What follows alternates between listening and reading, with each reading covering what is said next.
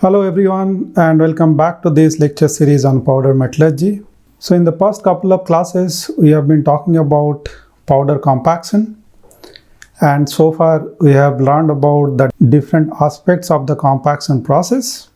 In this class we are going to talk about the material aspects as to how the material properties affect the compaction process. So in the last class we discussed about the grain strength, and we have seen how it depends on the fractional density which is obtained after the compaction operation, and this is the equation which relates the grain strength to the fractional density rho. The grain strength depends to a large extent on the interparticle contacts which form during the pressing operation. So if there is any particle characteristics which lead to a better interparticle contact, for example, the particle roughness which may lead to mechanical interlocking, will give rise to a higher grain strength. Similarly, smaller particle size which provides more interparticle bonding will also give rise to a higher grain strength for a given grain density. So therefore, the nature of the particles will also have a great influence on the grain strength, and the surface conditions also will have a bearing, because this interlocking that happens between the particles will depend on the surface condition. A clean powder surface is always good for interlocking to happen through a cold welding kind of mechanism, and therefore a clean powder will give rise to a higher grain strength. And for the same reasons, when lubricants are added to the powder, it might decrease the grain strength, because since there is a presence of a lubricant film on the powder particles, this interlocking will be adversely affected, and as a result of that, this particle bonding which happens by mechanical interlocking will suffer, and as a result of that, the grain strength will decrease when the lubricant is present. Now if you want to correlate the grain strength with the compaction pressure, then we have to go back to the equation which relates the fractional porosity to the compaction pressure. So if you remember, this is the equation.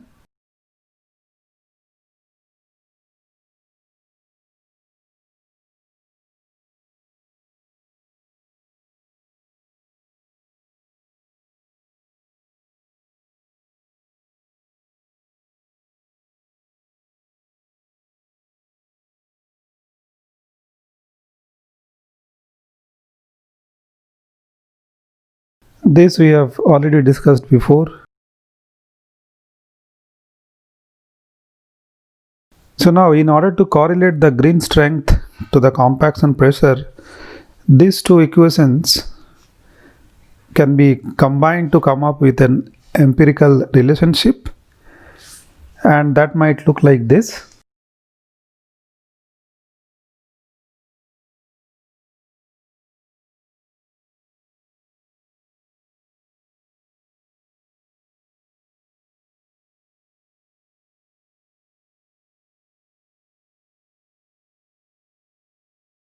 Where P is the compaction pressure, sigma naught is the wrought strength of the material, and beta is a material dependent constant which also depends on the powder characteristics. So if you plot this equation, you'll get a plot like this, which will depict the relationship between the grain strength and the compaction pressure.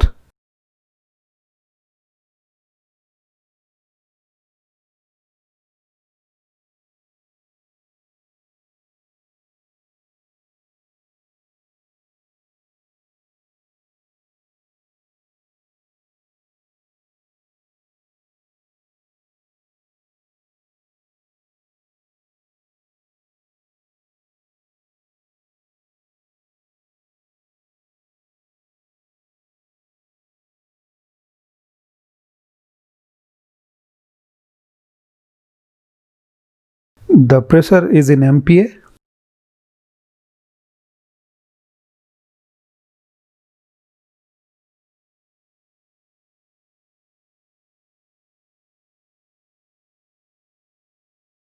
So let us consider a particular powder just to demonstrate this.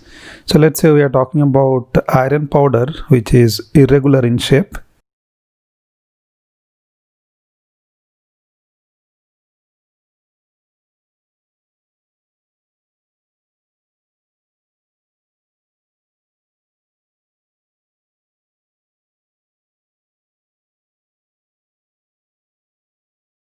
The green strength with respect to the compaction pressure will vary something like this.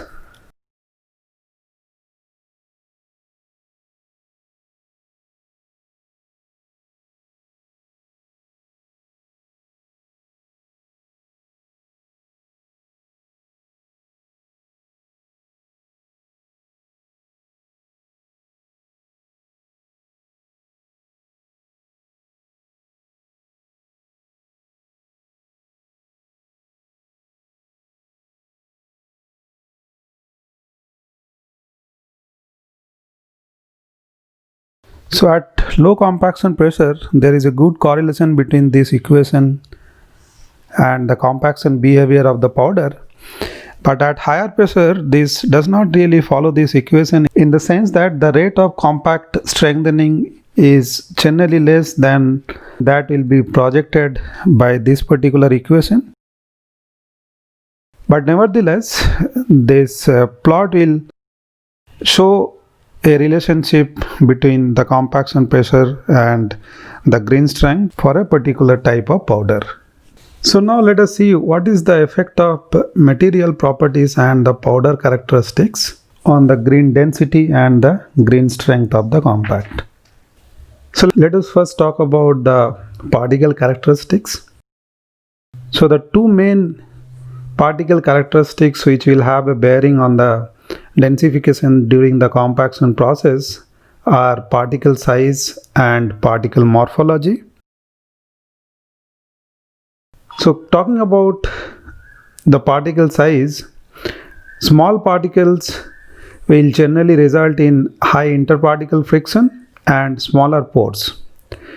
So high interparticle friction, as we have already discussed before, would actually hamper the packing of the particles, and small pores on the other hand do not collapse as easily as the large pores do, particularly at lower pressures, and therefore this will also hamper the green density that can be achieved at a particular pressure. And the small particles also go through a higher work hardening because the slip distance for dislocations is smaller in smaller particles compared to the bigger ones, and that will also result a lower densification rate compared to larger particles. Now there is something called spring back that occurs when the compact is ejected at the end of the compaction process, right? So this is basically some recovery that happens in the dimension of the compact as it is ejected from the die. So finer particles will result in more spring back and are susceptible for cracking, right? So when the spring back happens, if the spring back is larger or the recovery is greater, then there are chances that stresses will be developed in the compact and it might even crack under those stresses, right? And finer particles are more susceptible for this kind of cracking. Okay, so this is how the compaction process as such and also the density of the compact which can be achieved are dependent on the particle size. Now when you talk about the particle morphology, we have seen there are different kind of morphologies generated by different fabrication routes which are used to process the metal powders. Spongy particles, for example, are difficult to compress as internal pores will collapse initially but resist the deformation at later stages, right? So this kind of spongy powders, as you might know, will have lot of porosity, and as you apply the pressure, before the compaction and densification starts, this pore will actually start collapsing. Okay, so the pressure will actually go into collapsing these pores rather than compacting the powder or densifying the powder, right? But as you progress, as the pressure is increased, the pores will also resist the deformation at later stages. Okay, and spongy powders provide more spring back on ejection and therefore are more susceptible to cracking. Irregular shaped particles, on the other hand, can mechanically interlock, and this will increase the grain strength. Okay, so this is just an example of how the particle morphology will affect the compaction process and the grain density.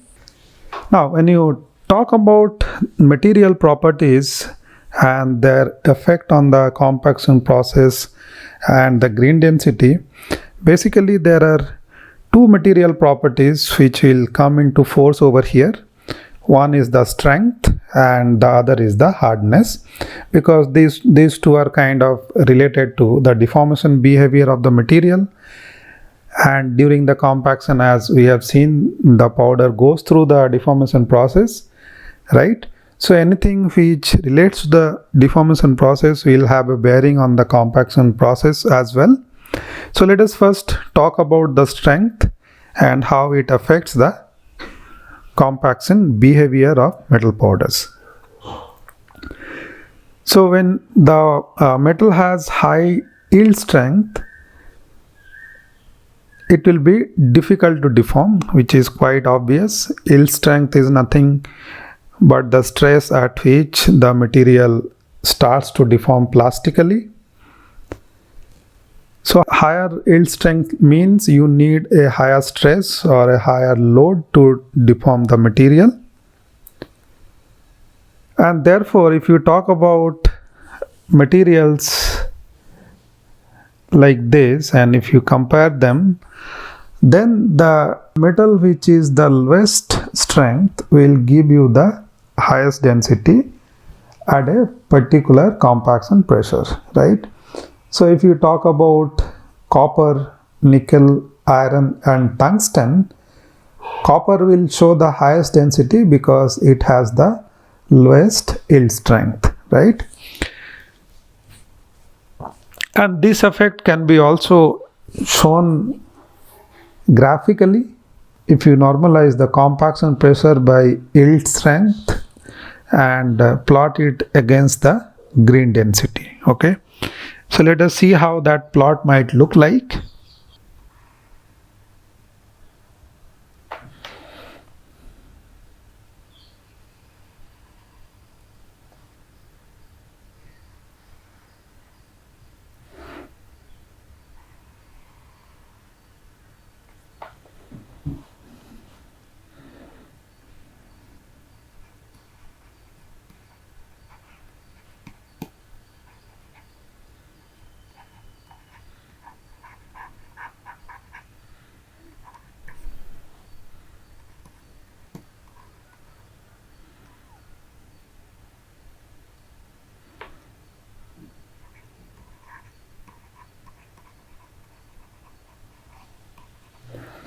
So the x-axis is the normalized compaction pressure and y-axis is the fractional density.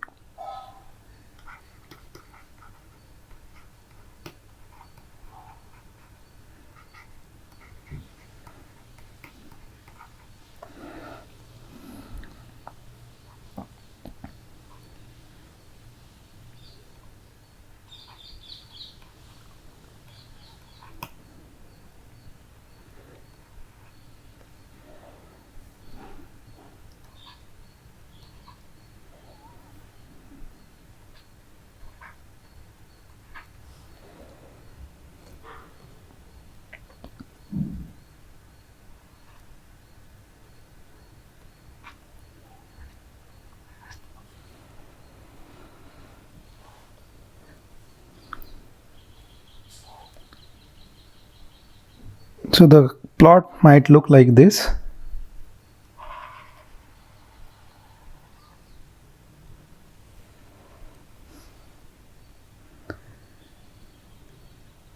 and depending on the strength of the material, the data points may be below, above, or on this curve. Right, so if you talk about a particular compaction pressure or a normalized compaction pressure, materials like copper will have points which are above, because as I said, at a particular compaction pressure, copper will have a higher fractional density compared to a higher strength metal like tungsten, and therefore it will lie above compared to the higher strength metals.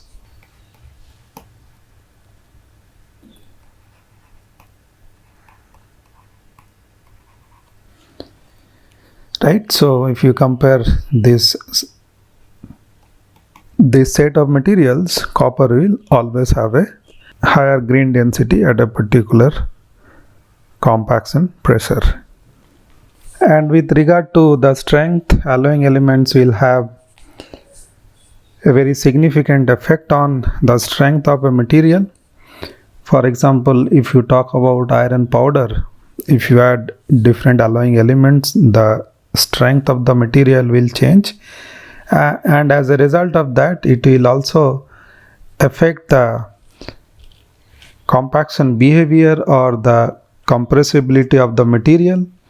So for example, if you talk about some of the alloying elements which are used in iron for making different grades of steel, such as chromium, molybdenum, nickel, manganese, and carbon of course is there. If you see their effect,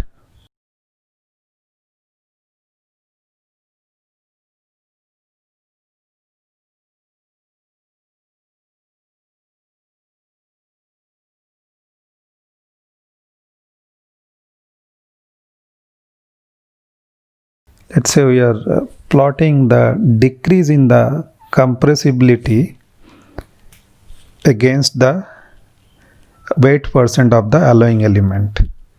So the y-axis is decrease in compressibility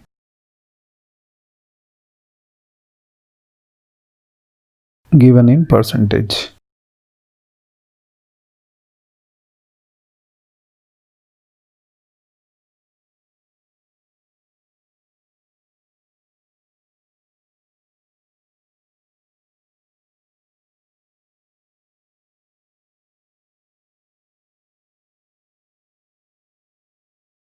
Okay, so for different alloying elements, the compressibility will change differently.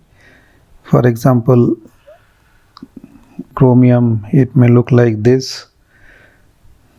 Then above this, you will have molybdenum.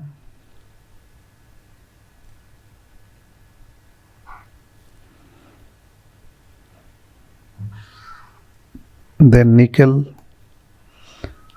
Then manganese, and finally carbon. Okay, so since all these alloying elements have their own effect on the strength of the material, they will also affect the compressibility or the compactability of the powder. We are talking about iron powder here. So the next important property which has a bearing on the compaction and the grain density is the hardness. High particle hardness hinders compaction, because again high hardness means it will have high resistance to deformation, and therefore a higher hardness will be detrimental for the compaction process. And therefore higher is the hardness, lower is the grain density at a particular compaction pressure. And a hard powder will undergo both plastic deformation at lower pressure and fragmentation at higher pressure. Okay. Soft deformable materials on the other hand will reach high density at low pressures, because These kind of materials are easy to deform and they will easily form bonds with each other, and therefore a high density can be achieved at lower pressures.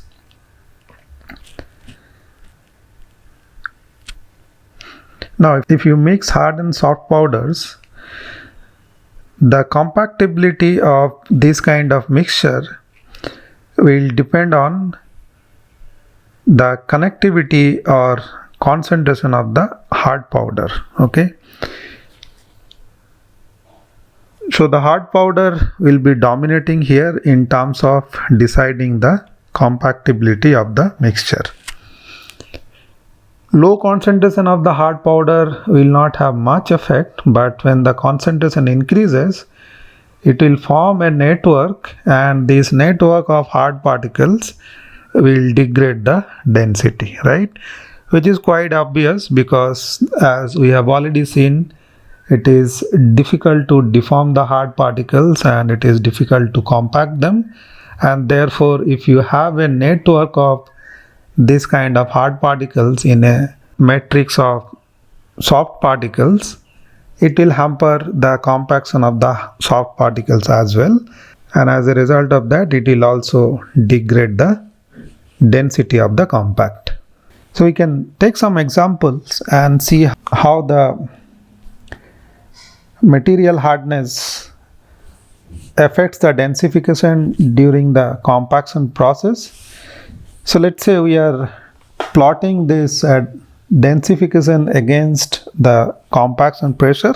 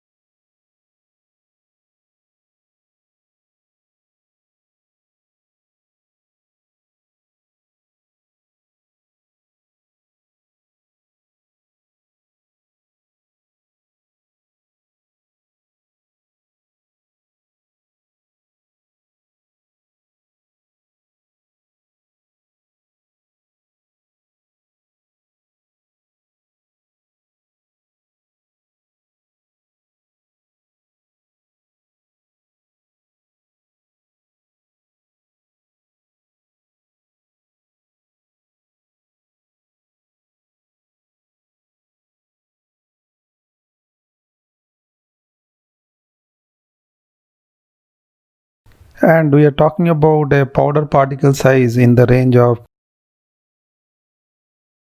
44 to 62 micron. Right, so just to demonstrate this, we'll choose some materials which are known for their high hardness, and we'll also choose some material which are having much lower hardness compared to harder materials, right? For example, if you consider aluminum oxide or alumina, it has a Knoop hardness of about 2100, and if you take a material like calcium carbonate that is much softer compared to this aluminum oxide,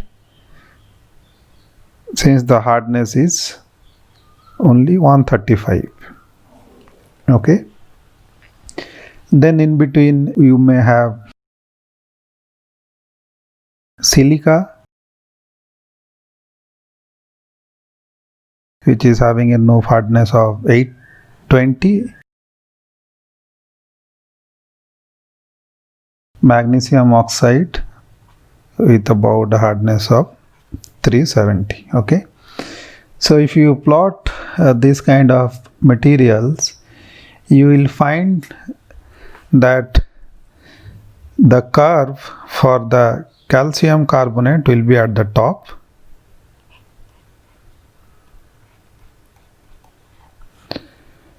followed by magnesium oxide,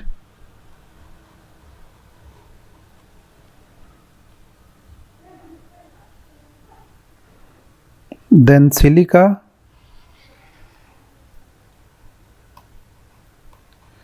and finally at the bottom you will have it for aluminium oxide. Okay, so this tells you that at a given compaction pressure, the density for the soft material will be always higher compared to the harder material, right? So in this pack, calcium carbonate is the softest, and therefore at any given compaction pressure, the densification or the fractional density will be highest for the calcium carbonate, and aluminium oxide is the hardest in this pack, and therefore it will have the lowest density at a given compaction pressure, right? So that is how you can see the effect of hardness on the densification which happens during compaction. Okay, so before we finish this class, let us take a moment to summarize it. Today we learned about the correlation between the material properties and the grain density or the densification during compaction. We have also seen how the grain strength depend on the compaction pressure with the help of a plot like this. So you can see as the compaction pressure increases, the grain strength will also increase, which is obvious. And we have also derived an empirical equation for that. This equation correlates the grain strength to the compaction pressure P. Then we talked about the effect of particle characteristics on the densification process. And here we talked about two characteristics of the particles. One is the particle size and another is the particle morphology. And we have seen that it is difficult to compact smaller particles compared to the larger ones, and the primary reasons for that are as follows. Interparticle friction is high for the smaller particles, and they also go through a higher work hardening compared to the larger particles, and they result in more spring back and are also susceptible for cracking. Okay, so due to all such characteristics of small particles, they are difficult to compact compared to larger particles. And in terms of the particle morphology, we talked about two kinds of morphology, one spongy kind of morphology and another was the irregular shape. In case of the spongy particles, because of the presence of lot of internal pores, when the powder is pressed, these pores will collapse in the beginning, but ultimately they will resist the deformation at later stages. And this kind of spongy powders also lead to more spring back on ejection at the end of the compaction process and are also susceptible for cracking. Irregular shaped powders, on the other hand, can mechanically interlock and hence increase the grain strength of the compact. Then we talked about the effect of the material properties on the densification process as it happens during compaction, and we have seen if the material has higher strength or higher yield strength, it will be difficult to deform compared to a material which is having lower yield strength, and this we have also demonstrated with the help of a plot like this, which shows the correlation between the fractional density and the normalized compaction pressure. The compaction pressure is normalized with the yield strength of the material, and we have seen a lower strength material like copper is easier to compact and will have higher fractional density compared to a higher strength material like tungsten or iron. Then we also talked about the effect of the alloying elements which influence the strength of the material, and we took this example of iron and different kind of alloying elements which are added to iron for making different grades of steel. So they will also have their own effect on the compressibility since they affect the strength of the material.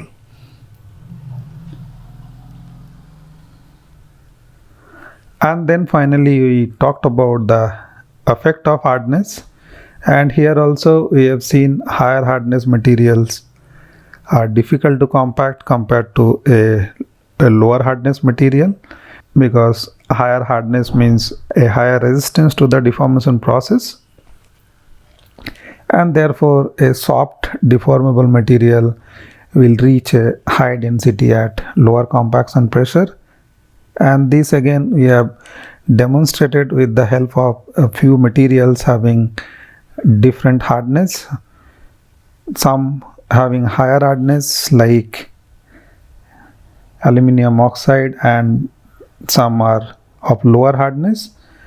And with the plot between the densification and the compaction pressure, it can be demonstrated like this, that the lower hardness material will always have a higher density at a given compaction pressure. And with that we come to the end of this class, but I am going to see you soon again with more of this course. Keep watching.